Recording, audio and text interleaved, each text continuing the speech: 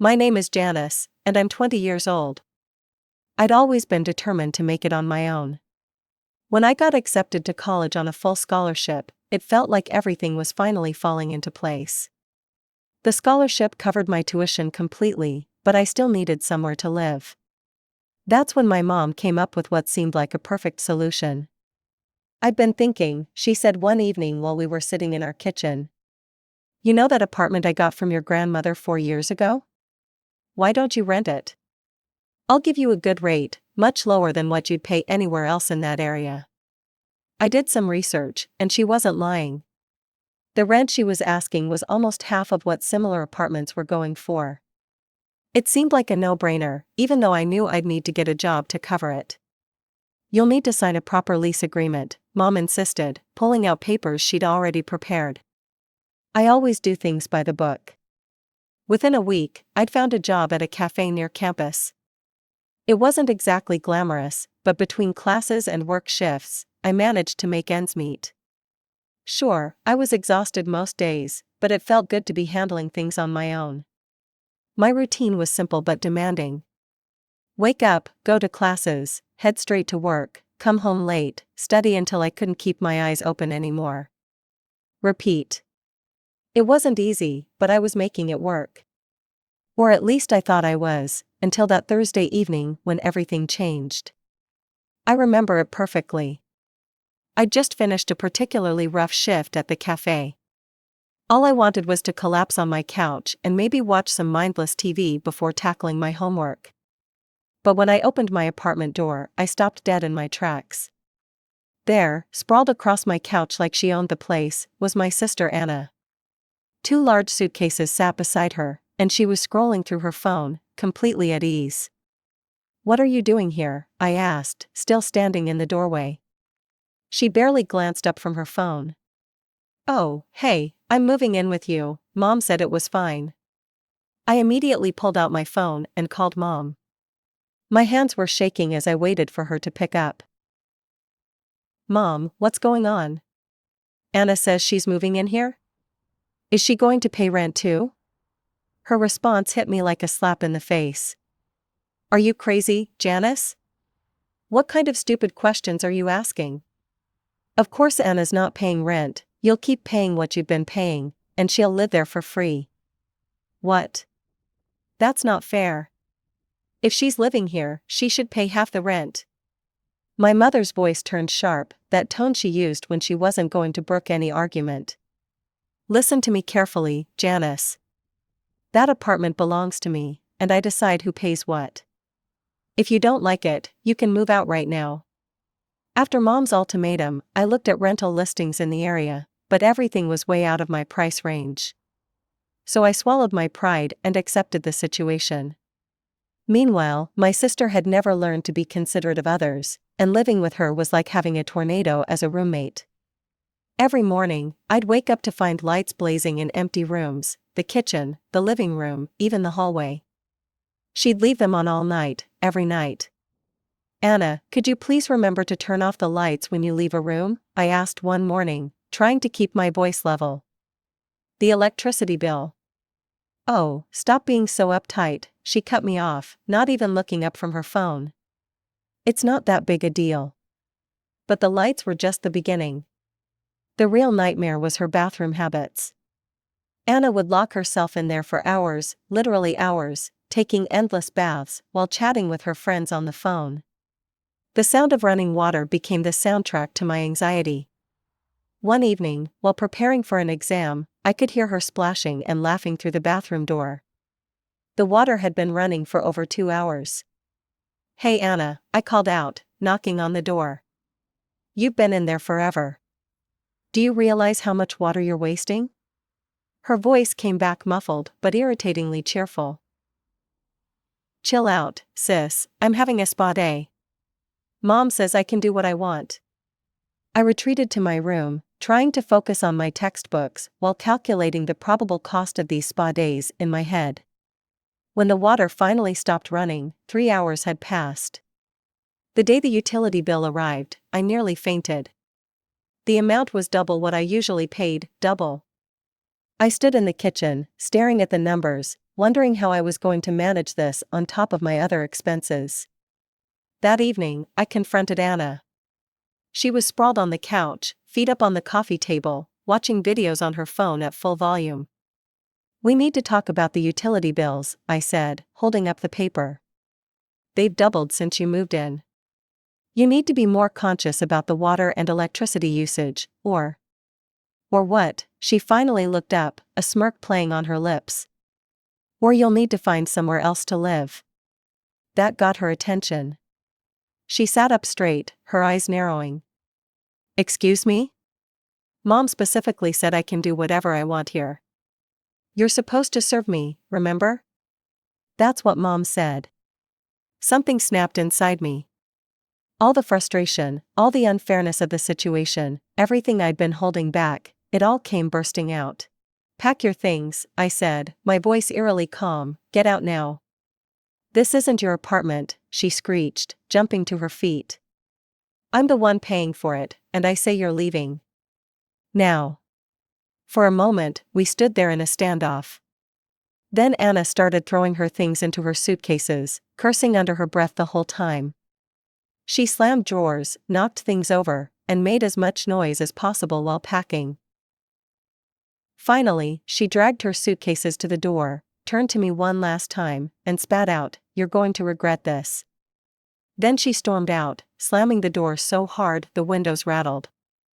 I had barely caught my breath when my phone started ringing. Mom's name flashed on the screen. I knew this was coming, but my hand still shook as I answered. "What do you think you're doing?" Her voice was so loud I had to hold the phone away from my ear. "Who do you think you are to kick your sister out?" "Mom, she's been..." "Shut up, you had no right," she was practically screeching now. "Pack your things and get out. You hear me? Either you get out, or I'm doubling your rent. Your choice."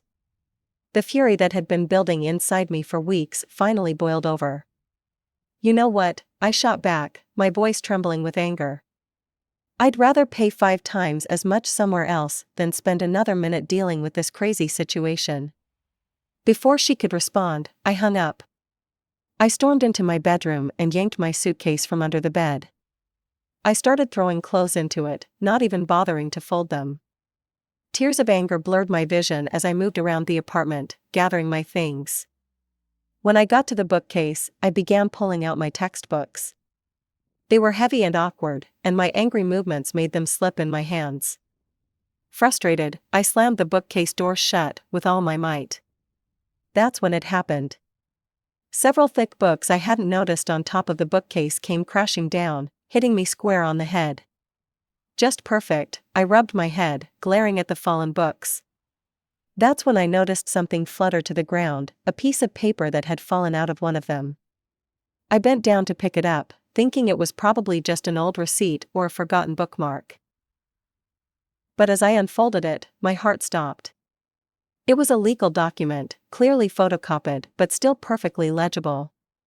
At the top, in bold letters, it read "Last Will and Testament." My grandmother's name was right there, along with the date, just a few months before she died. My hand started trembling as I read through it. There it was, in black and white. My grandmother had left money to my mother and Anna, and this apartment, this very apartment I'd been paying rent for, had been bequeathed to me. I sank to the floor, the will still clutched in my trembling hands, as memories came flooding back. Everything started making horrible sense now, like pieces of a puzzle I'd been too blind to see. My mother's voice echoed in my head from 4 years ago, right after Grandma's funeral. I remembered sitting in our living room, surrounded by relatives, as Mom made her announcement. "Mom left everything to me," she'd said, her voice steady and convincing. "All the property, all the money. She wanted me to handle everything." She'd looked around the room, meeting everyone's eyes with such sincerity that no one questioned her. I remembered raising my hand timidly, like a schoolgirl afraid to ask a stupid question. "But Mom, why didn't Grandma leave anything to us?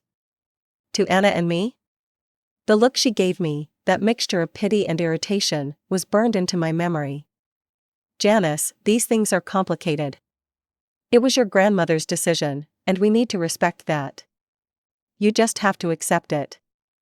Accept it, those words hit differently now. I'd watched in the months that followed as Anna suddenly started sporting designer clothes and the latest iPhone.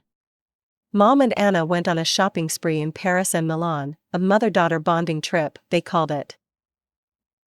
2 weeks touring Europe while I stayed home, working a summer job at the local grocery store. Now I understood. The money they were spending so freely, the shopping sprees, the European vacation, all those expensive gifts for Anna, that had been Anna's inheritance. They'd spent it right in front of my face, probably laughing at how I never questioned it. And this apartment. My apartment. They hadn't just hidden it from me, they'd made me pay for it.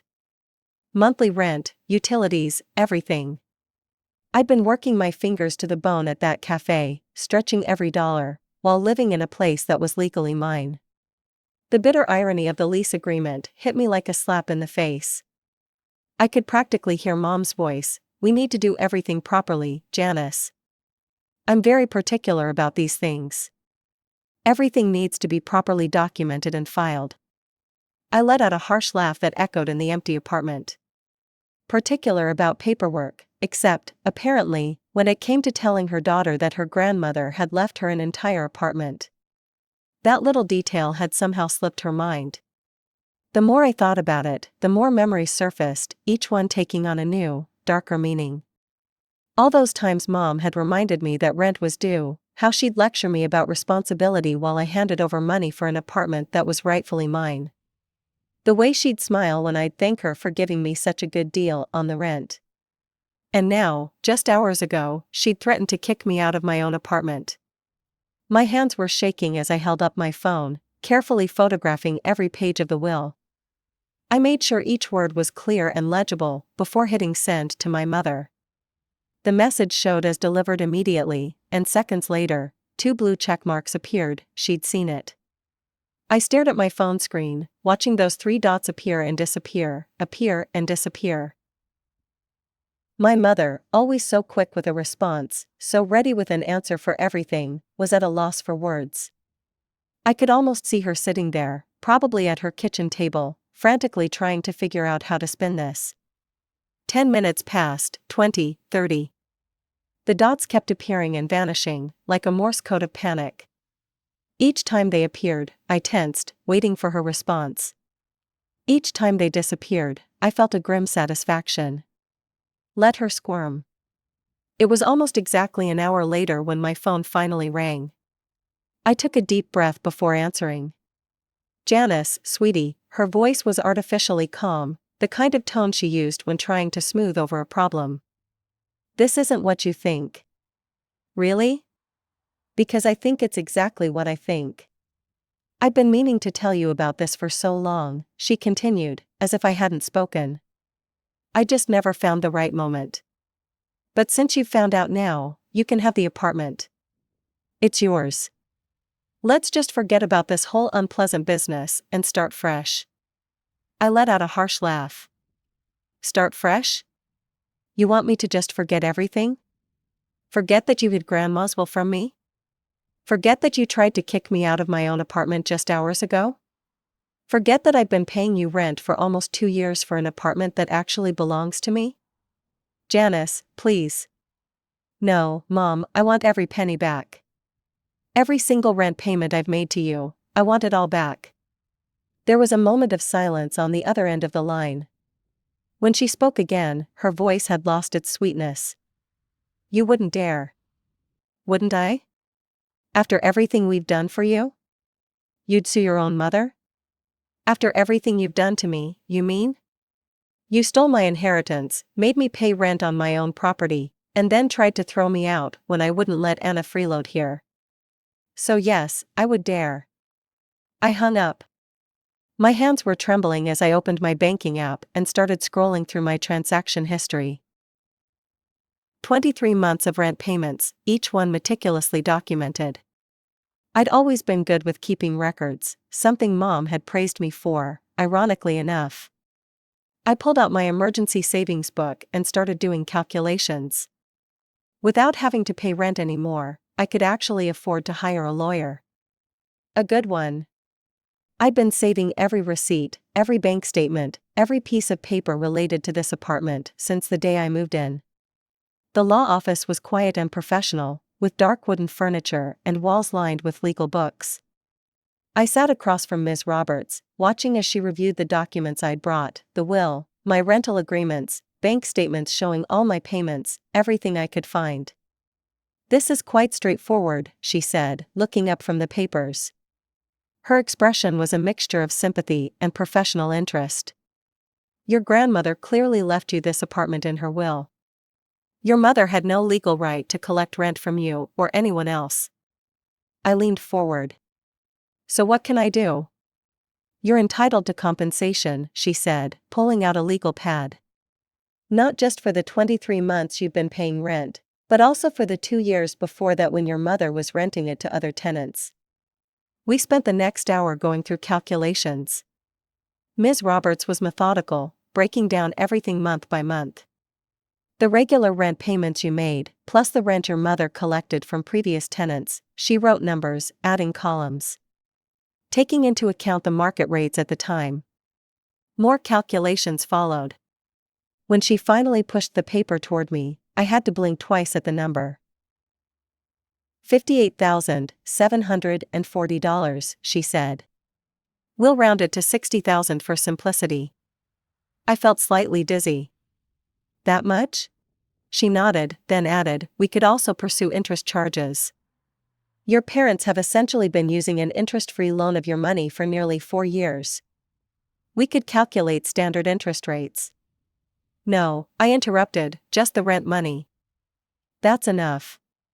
After finalizing the paperwork, I called my mother from the law office parking lot. My voice was steadier than I expected. "Mom, we need to talk. Can you come to the apartment tomorrow? Bring the property documents." There was a long pause before she agreed.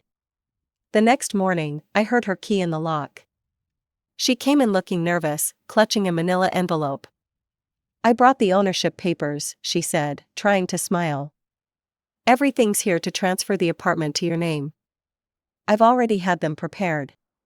She spread the documents on the kitchen table, the same table where she'd made me sign that rental agreement so many months ago. The irony wasn't lost on me.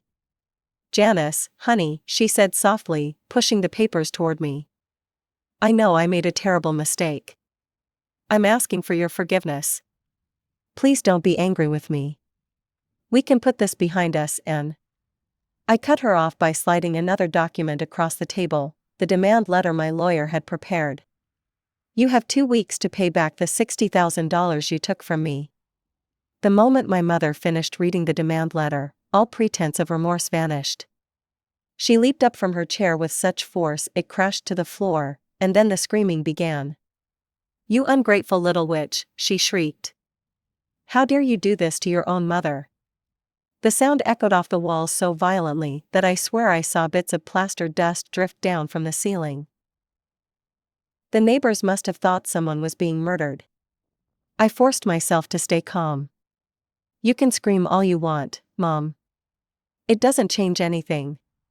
Either you pay what you owe me, or I'll file a lawsuit. Think about it: fraud charges, legal fees, your reputation in the community. Your choice."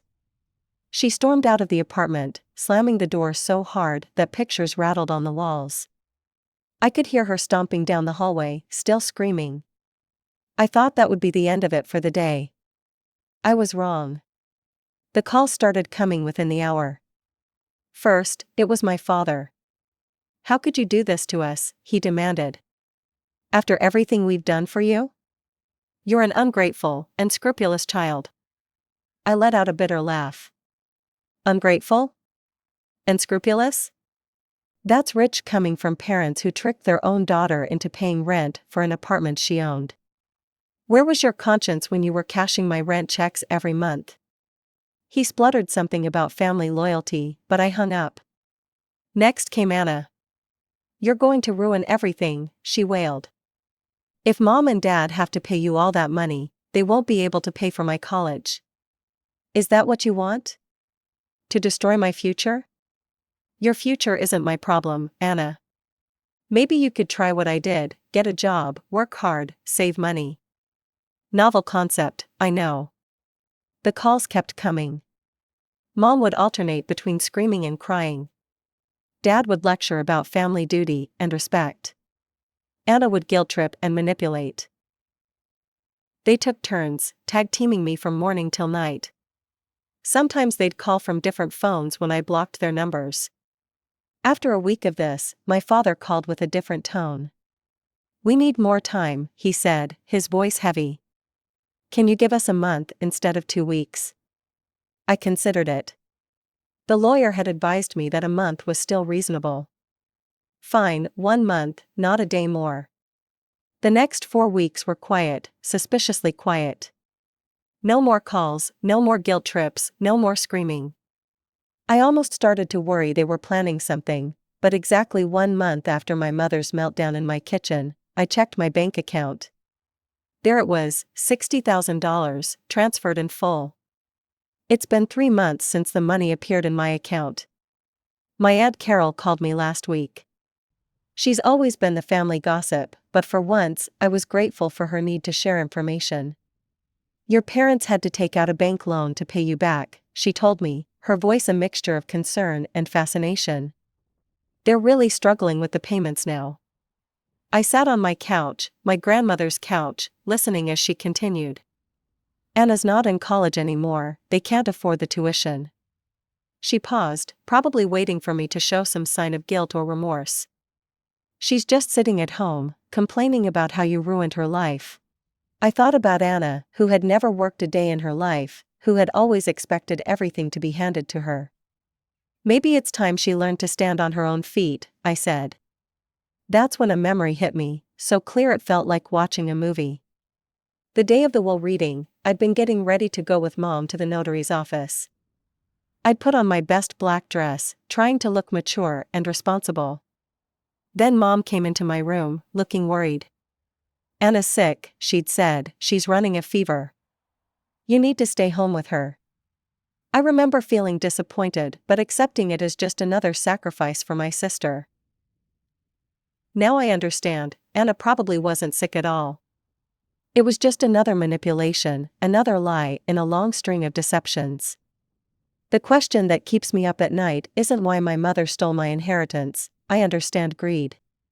What I can't figure out is how she got away with it so easily.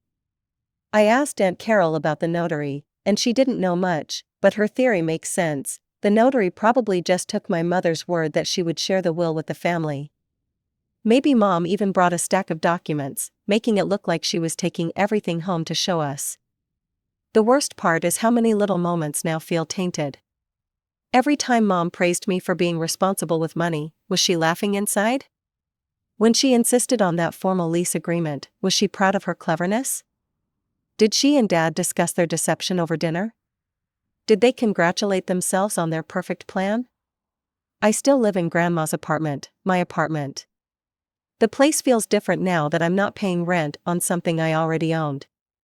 I've started saving the money that used to go to Mom every month. Sometimes I look at my bank account and smile, thinking about how different things are now. The cafe where I work offered me a promotion to assistant manager last week. Some people might think I don't need the job anymore, now that I'm not paying rent. But I've learned the value of being independent, of having my own money that nobody can take from me. My phone still lights up sometimes with their names: Mom, Dad, Anna. I blocked their numbers, but they keep trying from new ones. I delete their voicemails without listening. What could they possibly say? "Sorry we stole your inheritance?" "Sorry we made you pay rent on your own property?" "Sorry we only got caught because some books fell on your head?" Most days, I'm okay. I go to classes, work my shifts at the cafe, study in the evening. I've redecorated a bit, trying to make the apartment feel more like my own space and less like a crime scene. But sometimes, usually late at night, the anger comes back. Not just at the theft, but at the years of lies, the casual cruelty of making me think my grandmother hadn't cared enough to leave me anything. My therapist says it's normal to feel this way. She says it's not just about the money or the apartment, it's about trust and family and betrayal. She's helping me work through it, teaching me ways to stay calm and balanced when the memories threaten to overwhelm me. I've started a new tradition. Every Sunday morning, I sit in Grandma's old reading chair by the window, drinking coffee from her favorite mug. I think about her, about how she wanted me to have this place, about how she trusted me to take care of it. In those moments, I feel close to her again, like maybe some part of her knows that the truth finally came out.